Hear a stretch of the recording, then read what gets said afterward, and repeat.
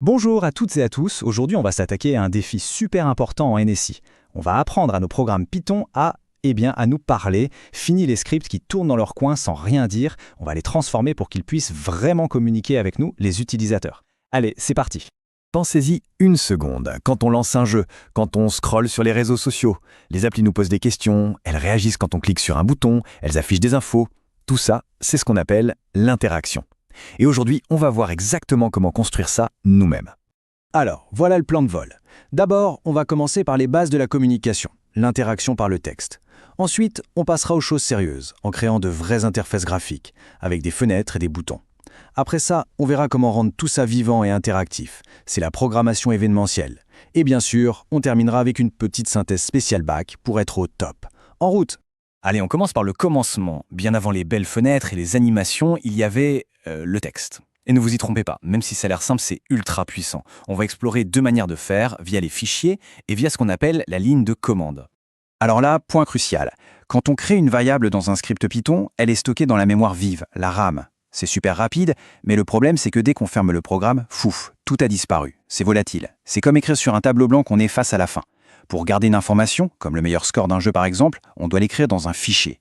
Là, l'info est gravée sur le disque dur, elle est persistante. Elle sera toujours là, même après avoir redémarré l'ordinateur. Pour discuter avec un fichier, Python a besoin de savoir comment on veut lui parler. C'est ce qu'on appelle le mode d'ouverture. Le mode R, pour read, c'est pour lire, tout simplement. Le mode W, pour write, c'est pour écrire. Mais attention, c'est le mode un peu dangereux, il efface tout ce qu'il y avait avant. Et enfin, le mode A pour append, lui, il est plus sympa, il ajoute juste des informations à la fin du fichier sans rien écraser. Bref, bien choisir son mode, c'est la base pour éviter les petites catastrophes. Ok, autre scénario. Imaginons qu'on veuille donner un ordre à notre programme au moment précis où on le lance. Eh bien, c'est tout à fait possible grâce aux arguments de la ligne de commande. Pour ça, on va utiliser un outil super pratique, le module sys, et plus précisément la liste sys.arv. Et voilà concrètement comment ça marche. Regardez ce petit script bonjour.py. Si on l'exécute normalement, il nous dit « bonjour à toi ». Simple. Mais si dans le terminal on tape python bonjour.py bob, alors là, le script récupère le mot bob grâce à sys.argv1 et nous répond « bonjour Bob ». C'est une façon hyper efficace de donner des infos à un script sans avoir à toucher une seule ligne de code. Bon, le texte c'est bien, c'est la base, mais on est d'accord, ce qui est vraiment cool, ce sont les fenêtres, les boutons, les menus, bref, les interfaces visuelles.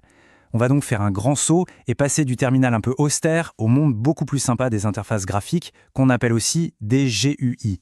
Et pour ça, on a un allié de choc intégra Python, la bibliothèque Tinkertane. Le mot à retenir absolument ici, c'est widget. Alors qu'est-ce que c'est qu'un widget? C'est juste un nom un peu chic pour dire un élément graphique. Un bouton, c'est un widget. Une zone de texte, c'est un widget. Une image, c'est aussi un widget. Pensez aux widgets comme à des briques de Lego. C'est avec ça qu'on va assembler notre interface. On commence toujours par les fondations. Avec juste ces quelques lignes de code, on fait trois choses. On importe la bibliothèque Tinker, on crée un objet fenêtre et on lance la main loop. Le résultat, le voilà, une fenêtre toute vide. C'est notre toile blanche prête à être décorée. Maintenant, mettons quelque chose dedans. Notre tout premier widget, une étiquette de texte, qu'on appelle un label en anglais. Son seul boulot, c'est d'afficher du texte. On le crée, on lui dit ce qu'il doit écrire, et on utilise la commande .pack pour qu'il s'installe dans la fenêtre. Et voilà, notre message est là. Allez, on passe à un widget un peu plus fun, le bouton. Le principe est exactement le même que pour le label. On crée un objet de type button, on lui donne un texte et on le passe dans la fenêtre. Il a bien l'air d'un bouton, on a envie de cliquer dessus, mais il y a un petit souci. On peut cliquer dessus autant qu'on veut, il ne se passe absolument rien.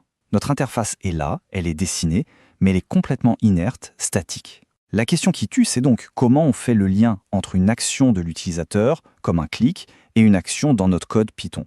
La réponse à cette question, c'est un concept absolument central en informatique moderne, la programmation événementielle. Et ça va changer notre façon de voir les choses. Fini le script qui s'exécute de haut en bas et qui s'arrête. Là, on va créer un programme qui passe son temps à attendre. En fait, le modèle est super simple. Ça se passe en 3 temps. D'abord, l'utilisateur fait quelque chose. Un clic de souris, il appuie sur une touche du clavier, ça c'est un événement. Pendant ce temps, notre programme, grâce à la main loop, est en mode écoute. Il attend que quelque chose se passe.